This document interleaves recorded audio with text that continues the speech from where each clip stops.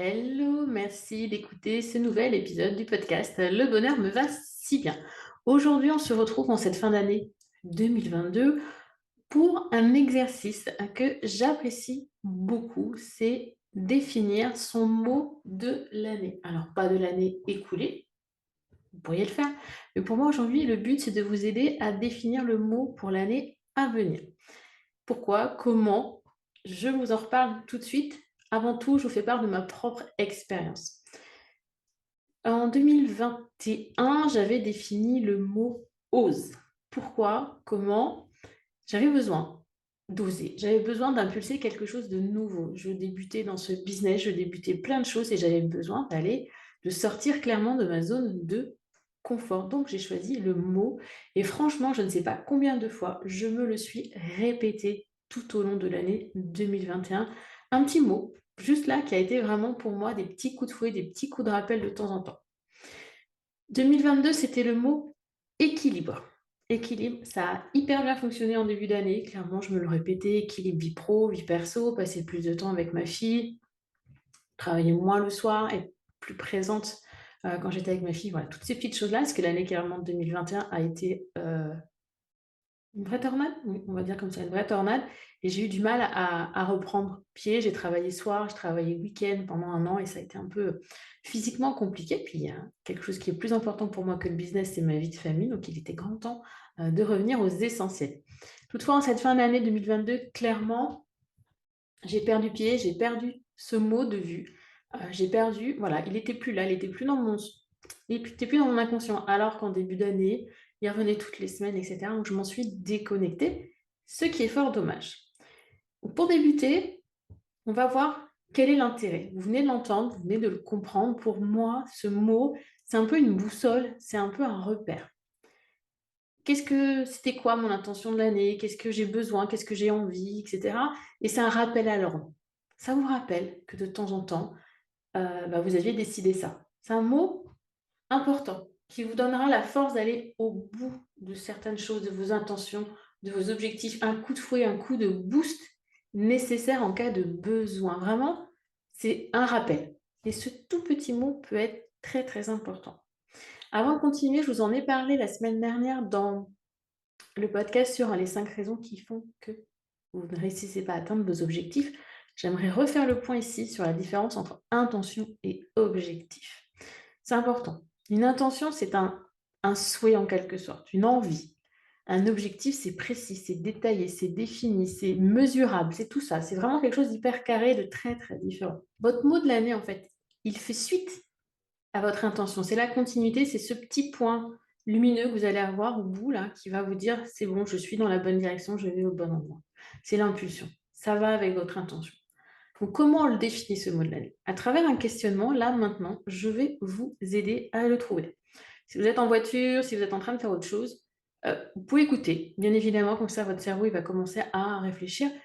Mais il faudra, à un moment donné, vous poser réellement, sans doute écrire, prendre un carnet, un stylo, pour répondre à ces questions de manière la plus intuitive possible. Déconnectez-vous au maximum de votre mental. Votre mental ne vous aide pas. On le voit en Human Design, vraiment, le mental, c'est comme si on se coupait la tête. C'est pas lui qui doit diriger votre vie. Votre vie, c'est votre corps, c'est votre cœur, c'est vos intuitions, c'est votre instinct. C'est comme ça que vous prendrez les meilleures décisions. Donc forcément, pour choisir le mot de l'année, l'idéal de l'idéal est vraiment de vous reconnecter à vous, à votre intuition, à votre instinct, à votre corps. Donc plus vous le ferez dans un endroit calme, installez-vous tranquille, un peu cocooning, bougie, petite musique, ce que vous voulez, un plaid, j'en ai un sur les genoux d'ailleurs, et faites-vous vraiment ce petit temps pour vous, ce n'est pas très long en soi. Et plus vous arriverez à vous connecter à vous, plus trouver ce mot sera simple.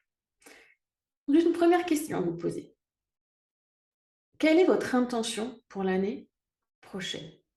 Si vous deviez décrire cette intention en quelques mots, n'hésitez pas à vous écrire une lettre d'intention. Voilà, j'ai envie de ça, j'aimerais si. Vraiment, mon année, elle devrait être.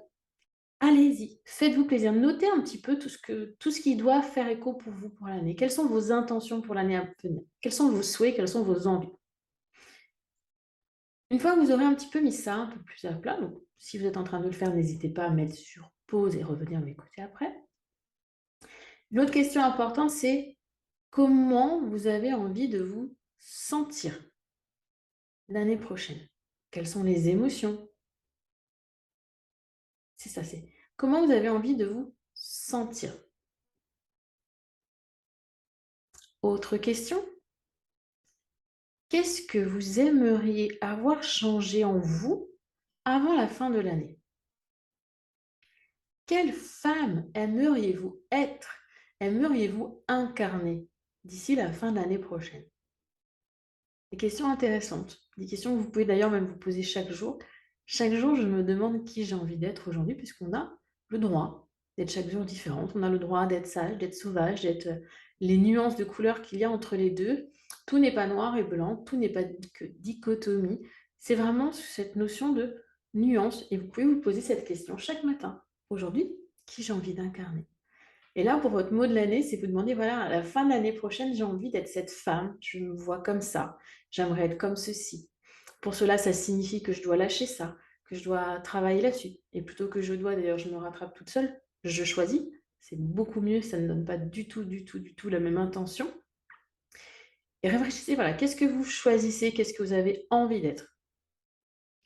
Qu'avez-vous envie de créer? Autre question. Donc, une fois que vous avez fait, vous voyez, il n'y a pas énormément de questions. C'est juste quelles sont mes intentions, quelles sont mes envies, qui j'ai envie d'être, qu'est-ce que j'aimerais avoir changé dans ma vie, changé en moi. Et qu'une fois que vous avez fait ce tour, demandez-vous quels sont les thèmes, les sujets, les idées qui ressortent de votre questionnement. Des mots-clés, des mots phares, vous appelez ça comme vous voulez. Et intuitivement, vraiment reconnectez-vous à votre intuition. Essayez de voir celui qui vous appelle le plus, celui où vous dites c'est celui-là, ça c'est important. Pas votre mental qui dit non mais c'est bon, laisse tomber, ou ça sert à rien, t'es nul, c'est pas pour toi. Non, vraiment votre corps là, votre cœur, ça vous appelle. Quel est le message, quel est le mot qui vous appelle le plus? Vraiment, l'intuition, on n'est plus du tout dans le mental. On a fait un épisode à ce niveau-là avec Marine Mello, cherchez le nom, excusez-moi, sur l'intuition. Je vous remettrai le numéro et le lien si ça vous intéresse dans le descriptif de l'épisode pour que vous puissiez retrouver ce sur quoi on avait échangé avec Marine. C'est vraiment important de se reconnecter à son intuition, et ça, on peut le faire au quotidien. Quand vous choisissez votre thé le matin, quand vous choisissez votre tenue, quand vous choisissez le livre que vous voulez lire, des petites décisions qui n'ont pas grand impact, vous pouvez déjà commencer à vous reconnecter à votre intuition. Fin de la parenthèse, maintenant votre mot de l'année. Il est censé être là, perceptible, dans ce nuage de mots que vous avez peut-être créé. Si tout de suite, là, maintenant, vous dites non, il n'y a rien qui ressort pour moi, c'est OK. Prenez le temps, laissez infuser. Laissez infuser. Vous verrez, à un moment donné, vous aurez cette petite lumière, peut-être quand vous serez sous la douche, quand vous conduirez, au moment où vous y attendrez le moins, qui fera tilt, c'est celui-là. Si au contraire, vous l'avez déjà maintenant, eh bien, mettez-le un petit peu, confrontez-le pendant plusieurs jours. Interrogez-vous. Faites un petit mot mêlé en partant de ce mot. Par exemple, moi, si j'avais pris le ose, j'aurais pu mettre observation, j'aurais pu mettre quoi? Expérimentation pour le E. Enfin, voilà, j'aurais pu mettre des petits mots comme ça, s'autoriser, se faire confiance pour le S, par exemple. Quels sont les mots, voilà, avec votre mot-clé, avec votre mot de l'année, c'est de faire un petit jeu de mots mêlés comme ça pour voir qu'est-ce qui ressort, et gardez-le. Ce petit mot mêlé, c'est très, très important. Demandez-vous pour terminer, qu'est-ce que représente ce mot de l'année pour vous? Il doit vraiment vous parler, même vous appeler et vous faire vibrer. C'est pas juste un mot, la pouf, qui est posé là. C'est quelque chose qui doit vraiment être là, à faire écho en vous. Et le mieux ensuite, erreur que j'ai faite cette année, et je ne referai pas l'année prochaine, c'est d'avoir ce mot quelque part. Moi, je ne l'avais pas noté. Je ne l'avais pas habituellement, je le mets sur un vision board, un tableau de visualisation que j'ai face à moi, ou un mot, où je fais des cartes d'affirmation positive, peu importe. Mais il est quelque part, il est noté. Cette année, je ne l'ai pas fait. Je l'avais fait avec le ose et je ne l'ai pas fait avec équilibre. Donc, créez-vous un endroit, un lieu où vous verrez ce mot régulièrement tout au long de l'année, pour ne pas le perdre de vue, pour que vous puissiez, tout au long de l'année à venir, vous reconnecter à ça, à votre intention, à votre envie pour vous. Et ça, c'est hyper important. Parce que qu'est-ce qui se passe? Ok, intention, objectif, bonne résolution, 15 jours, 3 semaines, et au final, il n'y a plus rien. Parce qu'on perd tout ça de vue, parce que le quotidien nous dévore, nous grignote notre temps, notre énergie, notre charge mentale et tout ce que l'on veut. Et si on n'a pas ces petits rappels, si en plus on ne prend pas le temps de faire des bilans réguliers, de se reposer des questions, au moins ce petit mot-là, il est là en attention, rappelle-toi. C'est juste une demi-seconde, ping, qui revient et le mental est là. Si vous n'avez pas le temps, comme je vous dis, de faire vos bilans, de travailler, de faire des exercices ou aux caisses, de lire beaucoup, juste ce petit mot, là, c'est quelques minutes que vous allez passer à le définir et ces microsecondes, peut-être plusieurs fois par jour, plusieurs fois par semaine, vous rappelleront et vous redonneront la bonne direction. Croyez-moi, ce mot de l'année, il pourrait changer votre année. Si vous avez des questions sur ce fameux mot de l'année, n'hésitez pas à me contacter. Vous pouvez par mail à audrey@macohérence.com. Vous pouvez me retrouver sur Instagram, ma_cohérence. Et je serai vraiment ravie d'échanger avec vous sur le mot que vous avez choisi. Et pour celles qui ont déjà fait l'exercice les années passées, ce que cela vous a apporté. Vraiment, vraiment, j'adore échanger avec vous, donc n'hésitez pas. Cet épisode est terminé sur le mot de l'année, bientôt la fin de l'année 2022. Je vous réserve de belles surprises, en tout cas en 2023, ça c'est certain. Et j'espère vous compter toujours plus nombreuses dans cette si belle communauté qui m'apporte tant. Donc j'en profite à en oublier. Merci, vraiment merci d'être toujours là, présente, de m'écouter toujours un peu plus. On a dépassé les 140 000 écoutes de ce podcast, donc vraiment, merci. Je vous dis à la semaine prochaine et en attendant, belle journée, belle soirée, bonne semaine ou bon week-end.